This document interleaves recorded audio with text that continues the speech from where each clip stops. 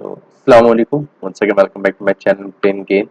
This time, I'm going to teach you numerical analysis, and maybe this is lecture number 6 or 7. I do not remember which lecture I am going to record. So, basically, this is numerical analysis. Just wait. Okay, yeah, it is connected back. So, I am having numerical analysis.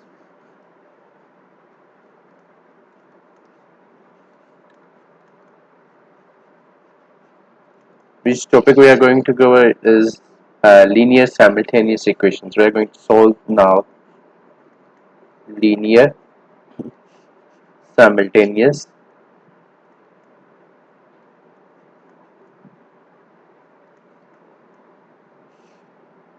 equations,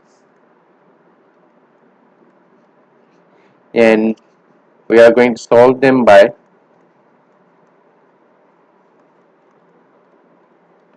iterative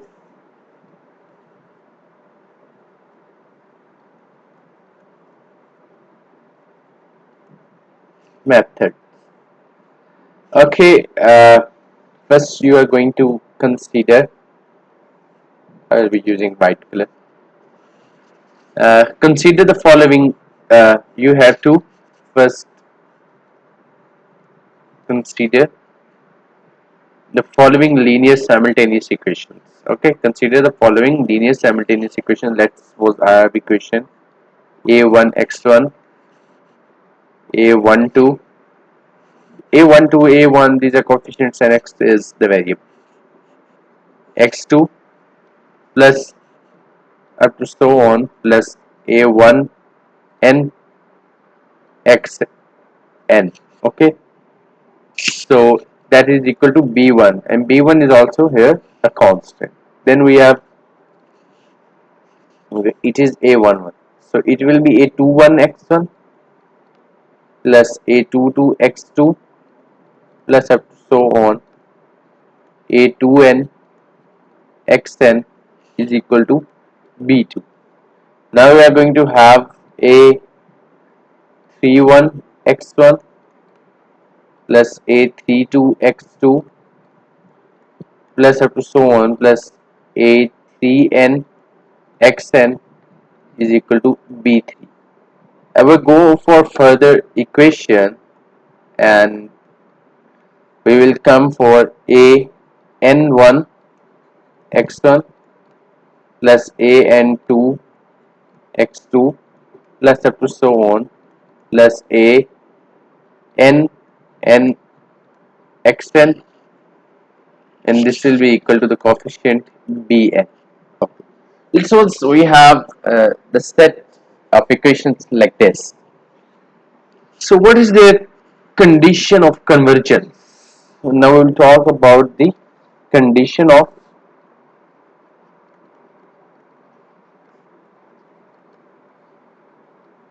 convergence.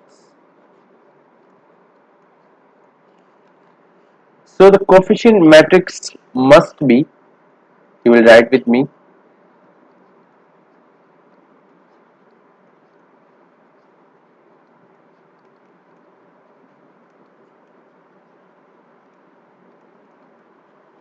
the coefficient matrix must be diagonally dominant.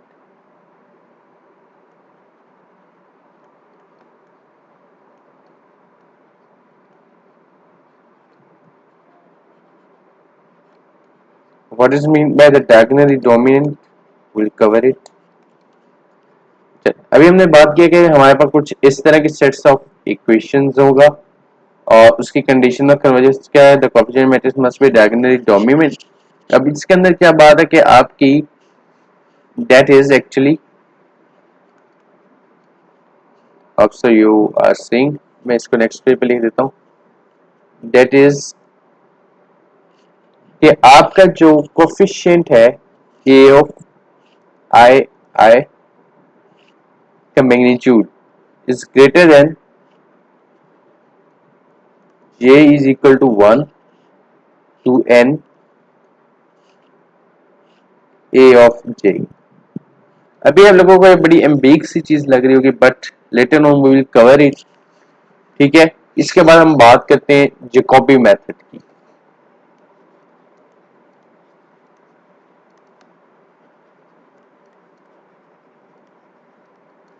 Just keep on writing with me. Later on, you will discover what we was trying to say. तो Jacobi method के मुताबिक हम solution of initial guess किस तरह लेते हैं।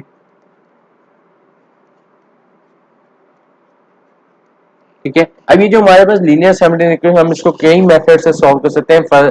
Let's first of all we are going to see the Jacobi method. Jacobi method में हमें भी अपना इनिशियल गैस किस तरह लेना है, अब हम उसको देख रहे हैं। इनिशियल गैस के x1, अब जैसे हमारे पास क्योंकि x1 2 और xn था, तो हमें किस तरह से इनिशियल गैस लेना है। x1 will be equal to, इसे आप x1 डैश कहेंगे। ठीक है, that will be equal to b1 over a11। ठीक है, x2 इनिशियल गैस होगा, वो किस तरह से लेना है। x2 dash is equal to b1 over a22। और x3 इनिशियल गैस होगा, या आप xn की अब बात कर लें तो वो होगा b1 divided bye a n। ठीक है, ये हमारे इनिशियल गैस हो जाएंगे। अगर अब मैं इस initial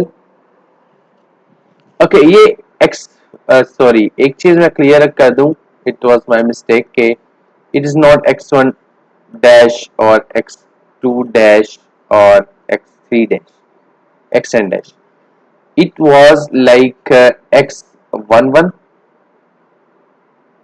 x1 x11 x12 and x1n। ठीक है, अगर मैं इसी चीज को चेंज करूं और मुझे जो है x1 और k प्लस वन, के कैन वेरी, अगर मुझे ये चीज फाइंड करनी है तो मैं किस तरह से फाइंड करूंगा। b1 minus a12 x k2। ठीक है, ये अपर सब्सक्रिप्ट और ये लोअर सब्सक्रिप्ट है हमारा। ठीक है, वन और वन, तो इधर अपर सब्सक्रिप्ट वन, नीचे लोअर स्क्रिप्ट सब्सक्रिप्ट जो है वो टू है हमारे पास। हम इन चीजों को नोटिस करते हुए चलेंगे, और जब हम एक एग्जांपल करेंगे तो आपको बहुत अच्छे से समझ आएगा। फिलहाल आप फार्मूलाज हैं, इनको नोट डाउन करें। b1 minus a12 x k2 और minus a13 x k3 minus up to so on and minus a1n और x k n। ठीक है, और whole will be divided by a11। अच्छा, अब हम नेक्स्ट फार्मूला चलते हैं कि x k प्लस वन और नीचे लोअर सब्सक्रिप्ट अगर हमारे पास टू हो जाए। ठीक है, तो वो किसके बराबर है। b2 माइनस a21 x1 के और x के one minus a23 x k3 and minus up to so on minus a2n x kn and this all will be divided by a22। अगर हम मुझे चाहिए x k plus one divided and three, तो ये किस तरह से होगा। ये होगा b3 minus a31 x k1 minus a32 x k2 minus, अच्छा अब थ्री वाला सब्सक्रिप्ट इसमें नहीं आएगा, तो नेक्स्ट सब्सक्रिप्ट क्या होगा। a3 C4 और X K4 or minus up to so on and minus A3n XKn, and this all will be divided by A33. ठीक है, इस तरह से हमें सबस्क्रिप्ट फाइंड आउट करने हैं कि की ऊपर वेरी करता रहेगा तो उस चीज को हम कह सकते हैं। अच्छा, अगर मैं इस सारी चीज को एक जनरलाइज्ड फॉर्म में लिखूं तो वो कुछ इस तरह से लिखी जाएगी, इस फार्मूले को, कि x k plus one n is equal to b n minus a n one x k one minus a n two x k two, ठीक है, और minus up to so on minus a of n in और n minus one होगा साथ, ठीक है, और x of k n minus one, और ये सारा डिवाइड हो जाएगा ए एन एन से, ठीक है। अच्छा, अगर अब ये जनरलाइज फॉर्म है, यानी कि जो चीज थ्री वाला है तो ए थ्री थ्री नहीं आएगा यहाँ पे, सब्सक्रिप्ट टू है, एक्स टू है यहाँ पर हमारा, तो यहाँ पर आपके पास ए टू टू देखने को नहीं मिलेगा कोफिशिएंट। तो अब नेक्स्ट पेज पे चलते हैं और एक बात लिखेंगे इस के बारे में कि the process is continued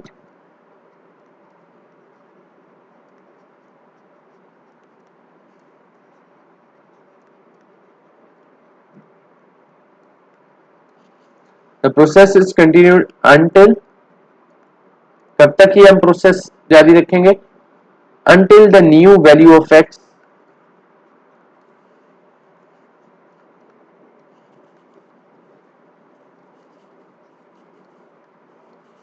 until the new value of x is sufficiently close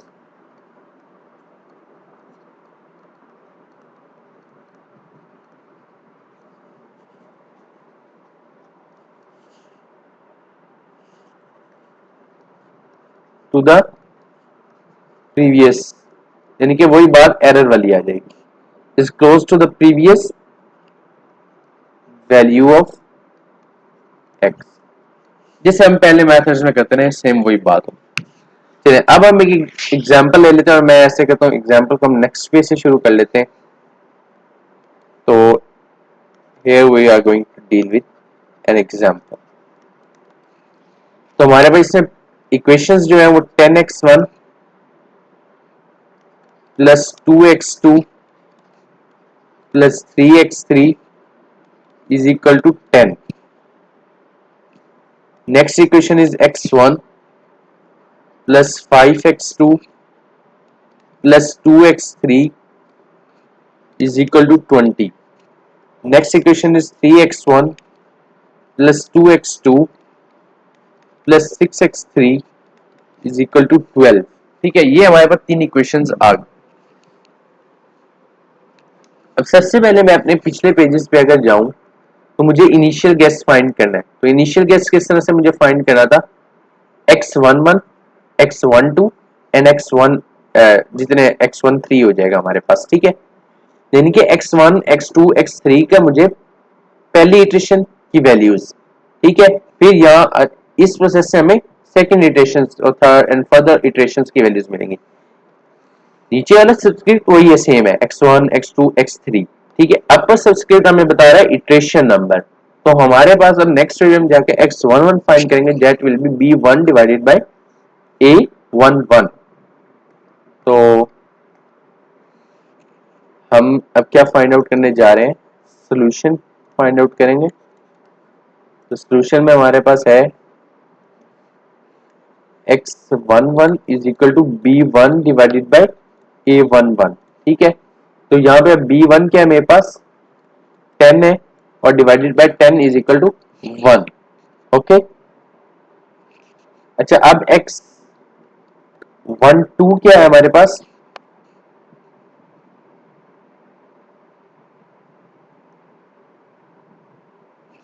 अच्छा एक और चीज ज़हन में रखिएगा, एक और छोटी सी मिस्टेक है यहाँ पर, ये भी चीज चेंज हो जाएगी, ये B2 हो जाएगा और ये B3 हो जाएगा इनिशियल गैस फाइंड की तरह। तो ये आपके पास B2 divided by A22 that will be 20 divided by 5 is equal to 4, ठीक है। और X13 क्या हो जाएगा आपके पास, B3 divided by A33 that will be equal to 12 divided by 6 is equal to 2। ये हमारे पास आ गए हैं इनिशियल गैसेस, ठीक है। अब मैं आपको एक चीज का फार्मूला लिखवा देता हूं कि, चलिए अगले पेज पे चलते हैं। तो नेक्स्ट पेज पे मैं अब लिख देता हूं एक्स के वन का फार्मूला, ठीक है। या मैं इसको यहाँ पे +1 था आ रहा था, वो मैंने रेज कर दिया, वो मैं उधर फार्मूले में कर दूंगा, -1 कर दूंगा वहां पे। तो ये हो जाएगा B1 आएगा पहले, तो B1 हमारे पास था 10, 10 माइनस 2, जो हमारे पास पहला सब्सक्रिप्ट था, यानी कि A12, ठीक है, वो 2 था। तो उसके बाद हमारे पास X2 और ऊपर इटरेशन नंबर K-1 -3 इंटू जो अगला कोफिशिएंट है ये वो है X3 K-1 divided by A11 होना था, तो A11 क्या है हमारे पास 10 है। एक ये फार्मूला आपका हो गया। अब XK2, ठीक है, ये हमारे पास हो जाएगा 20 माइनस वो 1 कोफिशिएंट है आपका साथ, तो उसके बाद X1 K-1 माइनस, अच्छा इसमें अभी आप देखें कि हम वही जो हमें प्रीवियस हमें यूज हुए वही हम वैल्यूज यूज करें इनिशियल गैस।